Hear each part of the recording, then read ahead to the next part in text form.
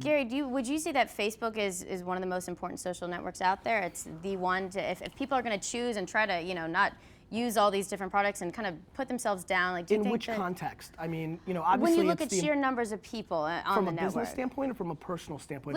Let's go with both. Let's go. Well, I think from a personal standpoint, that ship has sailed, right? I mean, that's the social network people are on. Great Aunt Sue at her 72 years old is rocking, Facebook and finding like her, sweetheart from when she was 5 years old and flying to Oklahoma to like high five him, right? She needs to calm down on the keg stand photos. I agree. It's not even keg stand photos. I don't know. But the fact of the matter is that from a business standpoint, I think Facebook pages are very interesting. I think Twitter is a great platform. It's quick. It's got a lot of value. But what Facebook pages allows, and under the VaynerMedia umbrella that I live with my brother, and we do a lot of consulting and strategy for brands. It has a lot of flexibility. I mean, you could build a website on top of a Facebook page. I firmly believe that customers are more comfortable with a Facebook URL. So if you are a Pepsi or a Ford or the National Hockey League, when you're running a commercial or using traditional media and layering social on top of it, Facebook.com/NHL is something consumers are a little bit more comfortable to go to. Plus you can, do a lot of things on that platform to interact their social graph. So I would say that Facebook pages in a lot of ways for businesses is the most necessity-driven page because you can actually do a lot of things. You can code on top of it, and so I think it's a necessity. I think that Facebook, in a lot of ways, it's tough to say they've won, right? Because if this was years ago and we were sitting here talking about AOL, I would have been like, AOL won, right? And so I think you got to be careful about those things. On the flip side, nobody's ever really. I had a bunch of friends when the whole privacy thing broke tell me that they were going to quit Facebook. They're like, Gary, you're into that stuff, right? They were kind of telling me, these are like normal friends outside baseball, right? And I was like, yeah. And they're like, I got to tell you something because maybe you can make one of those silly videos. I went to go quit Facebook, and on the last page, it showed a picture of like my wife and my best friend and my uncle. And they said, see ya, we're sad you're leaving, but oh, by the way, before you leave, before you hit that last button and you're leaving Facebook, we just want you to know that Grandma Ann and your best friend John and your wife Sally are gonna miss you. Yeah, like they photoshopped a tear on there. Yeah. And they couldn't. Two separate friends who don't know each other because of the whole privacy thing 6 months ago, both let me know that they did not quit Facebook. And once you map that social graph, there's a lot of interesting things that go on. So I think they're a beast. Yeah.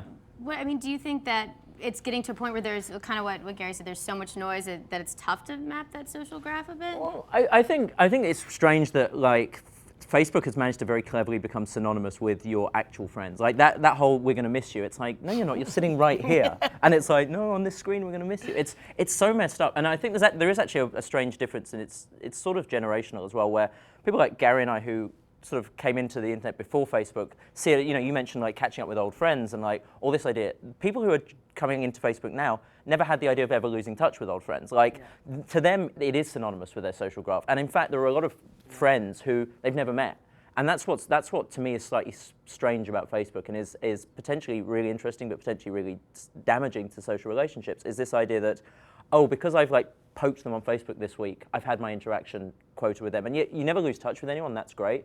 But actually, as someone who did use Facebook to find a bunch of old friends, I suddenly didn't actually have that much in common with most of them. Like having not seen them since school, but on Facebook it almost doesn't matter. As long as they're there, and as long as their picture pops up every so often, and I click or see a picture of them, I feel like, I know them.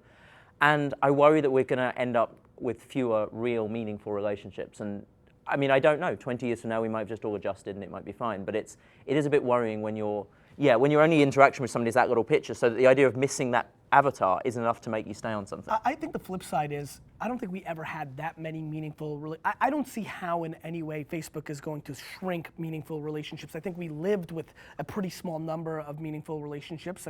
There's Dunbar numbers and things of that nature, I get that. But I think when you really look, I do something very funny. When I fly, I like to fly with, I switch seats sometimes and sit with very old people. I feel like they've played the game, and I like to like suck, that knowledge out of them. I think I'm just an old soul.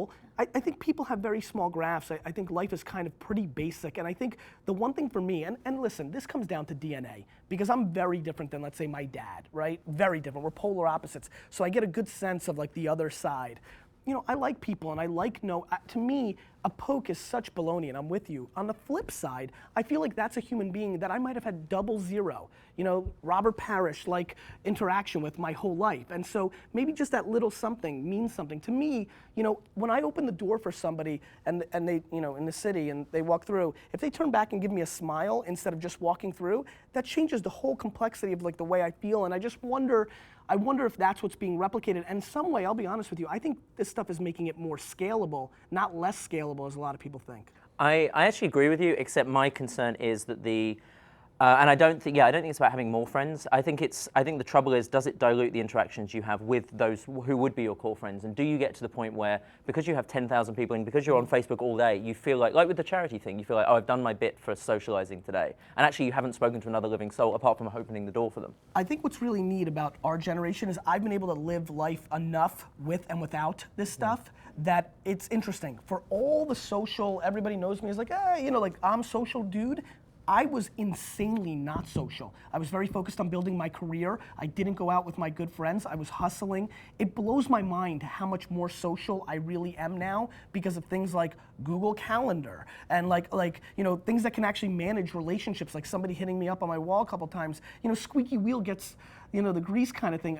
I'm dramatically more social because of it, and I think it has an impact.